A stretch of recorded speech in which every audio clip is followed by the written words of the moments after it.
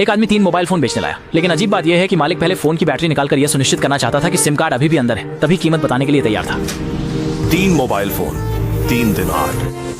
लेकिन पुलिस को और भी चौंका देने वाली बात यह थी कि सराय के सबसे गहरे हिस्से में एक गुप्त दरवाजा छिपा हुआ था, लेकिन अंदर जाने के लिए एक टिकट की आवश्यकता थी। अंदर जाकर जांच करने के लिए कप्तान लिन यान न केवल माइक्रो कैमरा तैयार करके लाए, बल्कि 3 महंगे मोबाइल फोन भी जुटाए, जिससे पुलिसकर्मी सोंग फे बाइकर्स का नाटक करते हुए पुनर्चक्रण दुकान में लेन देन के लिए पहुंचे। हालांकि यहाँ के मालिक बहुत सतर्क थे, लेकिन कप्तान लिन यान पहले से तैयार थे। कोई अपना फोन बेचता है तो वह फोन सिम कार्ड नए फोन में डाल देता है, इसलिए इन कुछ फोन में सिम कार्ड होना चाहिए जो दर्शाते हैं कि यह संदिग्ध है। सोंग फे की बेहतरीन अभिनय क्षमता के कारण लाओ बान ने आखिरकार अपनी सावधानी छोड़ दी और उसे एक टिकट दे दिया। उस रात सोंग फे उस टिकट के साथ सफलतापूर्वक अंदर प्रवेश कर गया। अपने साथ ले जा रहे कैमरे के जरिए पुलिस को तब पता चला कि यह स्थान वास्तव में फे चेदांग का सामान बेचने का अड्डा है। वे न केवल चुराए गए फोन को जल्दी से नया बनाते हैं, बल्कि लाए गए सोने के गहनों को भी एकत्रित कर टीकी बनाकर तेजी से बेच देते हैं। हालांकि जब सोंग फे अपनी जांच में गहराई से जुटा हुआ था, अचानक वहाँ के लाओ बान को एक संदेश प्राप्त हुआ। सोंग फे की परीक्षा लेने के लिए बॉस ने अलाई से जानबूझकर साजिश रचने को कहा, ताकि सोंग फे यहाँ सब कुछ हार जाए, फिर उसे पैसा जुटाने के बहाने लूटपाट के लिए बाहर ले जाए। सोंग फे को पता था कि यह परीक्षा है, इसलिए वह नाटक में शामिल हो गया। लेकिन जैसे ही वे सफल हुए, पुलिस ने उन्हें पकड़ लिया और दोनों को तुरंत पुलिस स्टेशन ले जाया गया।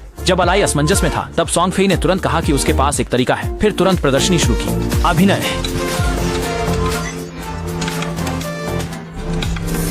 इस यानजी को देखकर ऑस्कर भी उसे एक पुरस्कार का हकदार मानेगा। पुलिस को जानमाल का खतरा था और छिनी गई मोबाइल नहीं मिली, इसलिए तुरंत दोनों को रिहा कर दिया। इस घटना के बाद सोंग फे ने अलाई का भरोसा जीता और सफलतापूर्वक बाइक गैंग के अंदर पहुंच गया। मगर जब सभी की नजरें लॉज पर थीं, फे सुजाई ने एक बार फिर अपराध किया, लेकिन इस बार जिसे लूट रहे थे वह साधारण व्यक्ति नहीं था, वह भी गैर कानूनी धंधे में था, और जिसे लूटा गया सोना वही था जो उसने अभी अभी लॉज के मालिक से खरीदा था। इस पर हुआजी ने कुछ मजदूरों को एकत्र किया और गुस्से में उग्र रूप से होटल पहुंचे, लेकिन मालिक ने सुना और विश्वास के साथ कहा कि वह कभी इस तरह के मरते बैल की खाल खींचना जैसा काम नहीं करेगा।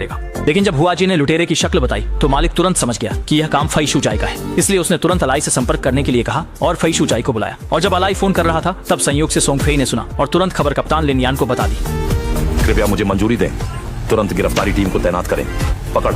मैंने पूरी टीम को आपके साथ मिलकर काम करने को कहा है। जैसे ही हम फे शुजी को पकड़ते हैं, तुरंत चंग लोंग लूशी पर छापा मारेंगे और अपराधी गिरोह को पूरी तरह से खत्म कर देंगे।